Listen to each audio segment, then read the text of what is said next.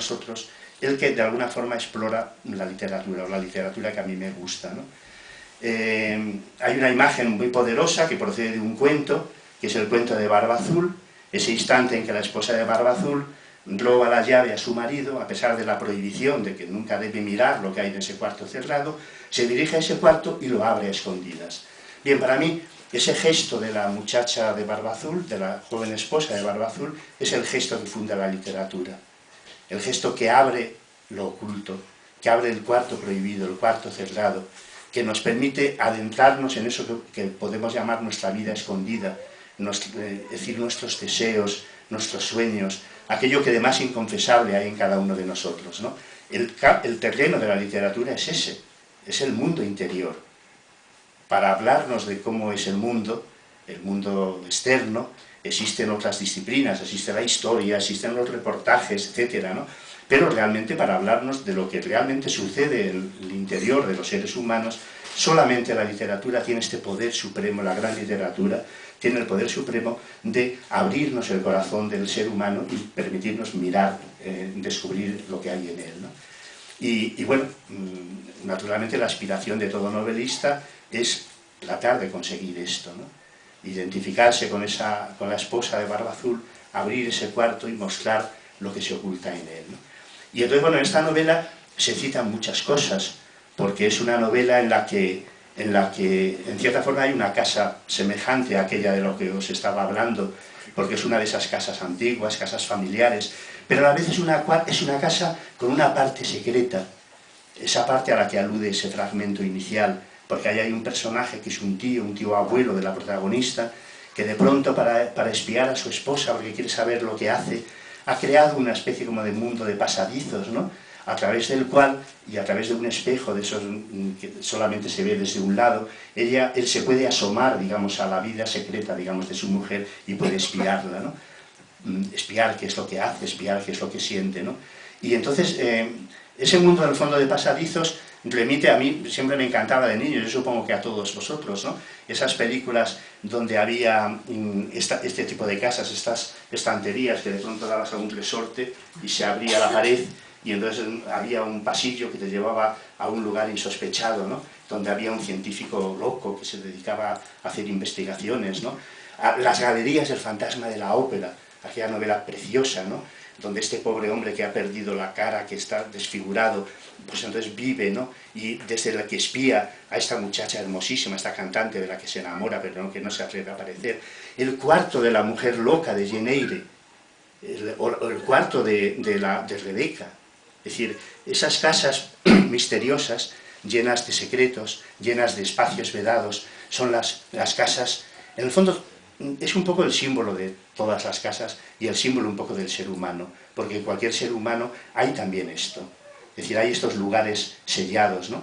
En los que no nos atrevemos a entrar porque tenemos el temor a lo que podamos encontrar, ¿no? Y entonces esta niña realiza toda esta especie como de aprendizaje y se enfrenta, digamos, a todos estos misterios, ¿no?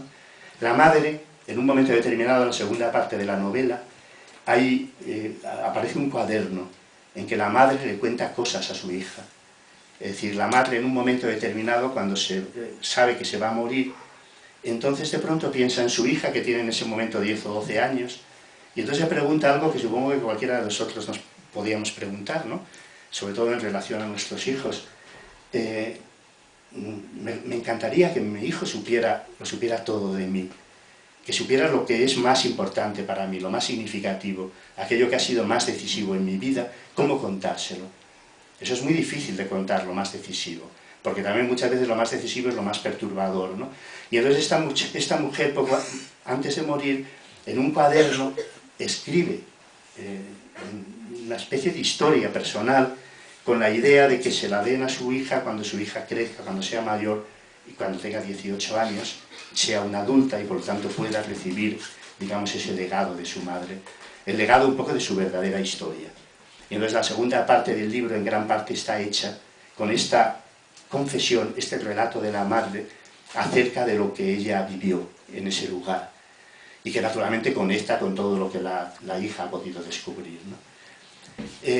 ¿Por qué un fantasma? Claro, hablar de fantasmas parece que remite a un tiempo que ya ha sucedido, que ya ha pasado. parece que es algo de modé.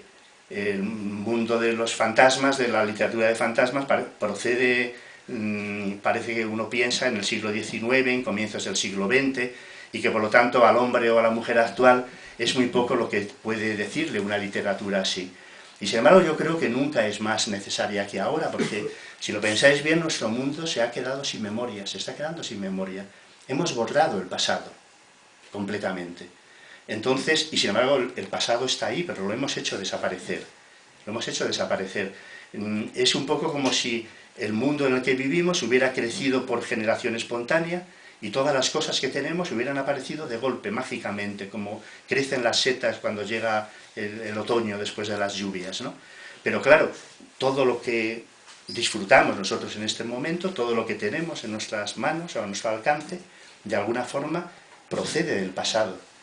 Es decir, son los seres que han vivido antes que nosotros los que nos lo han legado. Ha habido generaciones antes que nos han ido legando un montón de cosas. En cierta forma, fijaros, la cultura es la memoria del mundo, la memoria de lo valioso, es decir, de todo aquello que en un momento determinado los hombres hicieron y por considerarlo valioso no quisieron que se perdiera, y por eso lo guardaron y lo legaron a las generaciones siguientes, ¿no? En cierta forma, por ejemplo, una biblioteca, una librería, por ejemplo, como esta, bien, pues es una, digo, estoy mirando los rótulos, me gustaría más que fuera de narradores o de poetas, ¿no?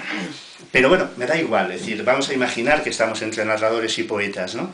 Y no en una parte más científica, ¿no? Entonces, es una reunión de fantasmas, una librería o una biblioteca. ¿Por qué?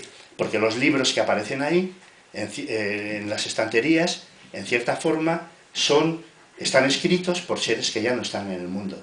Y sin embargo, nosotros al abrirlo, abrimos un libro de Juan Rulfo y escuchamos la voz de Juan Rulfo. Abrimos un libro de Miguel Delibes y escuchamos la voz de Miguel Delibes. O abrimos el Quijote y la voz de Cervantes vuelve a resonar en el mundo. O sea, son esos seres desaparecidos los que nos hablan.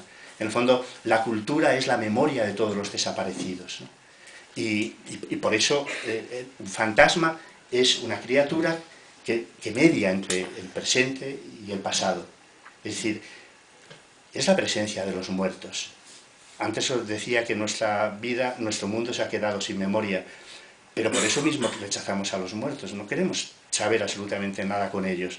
Pocas veces una cultura ha sido tan iba a decir tan feroz, es que ni siquiera es feroz, tan indiferente, ¿no?, a los seres que desaparecen. Es decir, no queremos que se mueran en nuestras casas, preferimos que se mueran en los hospitales. Inmediatamente les llevamos a un tanatorio, porque tampoco les podemos velar en nuestra casa. Les enterramos a toda prisa y nos olvidamos de ellos, ya no hay ningún tipo de culto, ¿no?, que nos relacione, que siga manteniendo un vínculo o la posibilidad de un diálogo con ellos, ¿no? Los muertos han desaparecido del mundo completamente. Pero ¿han desaparecido de verdad? Yo creo que no. Porque basta con que cada uno de nosotros pensemos en un ser querido que ha muerto para que veamos hasta qué punto ese ser sigue presente en nuestro corazón, en nuestro pensamiento, en nuestra vida, en nuestros sueños, ¿no? A pesar de que no podamos verle en el mundo real y a pesar de que si acudimos a los lugares donde solíamos encontrarle, obviamente ya no está. No está en esos lugares, pero sin embargo sigue estando en nuestro corazón, sigue estando en nuestro pensamiento, sigue estando en nuestra memoria, ¿no? Y entonces, en el fondo, un fantasma es esto, es un muerto que se niega a desaparecer, un muerto que sigue acudiendo a los lugares donde vivió, como si tuviera algo que decirnos, ¿no? Y es muy posible, fijaros, que los muertos no tengan nada que decirnos, es muy posible. En el Eclesiastés hay una frase tremenda que dice: los muertos no saben nada. Los muertos no saben nada. Y es muy posible, por lo tanto, que los muertos no tengan nada que decirnos a los vivos. Pero, digo pero sin embargo, los vivos necesitamos a los muertos. Esto es una convicción absoluta. Los necesitamos para que nuestra vida sea más completa, para que sea más plena y para que sea más verdadera. Entonces, hay un momento en mi novela en que uno de los personajes dice algo así como que son los muertos los que nos enseñan a amar. Entonces, claro, hablar de fantasmas es algo absolutamente, yo diría que incluso necesario en estos momentos, porque precisamente trae de nuevo a la actualidad esta necesidad un poco de la memoria y esa necesidad de no olvidar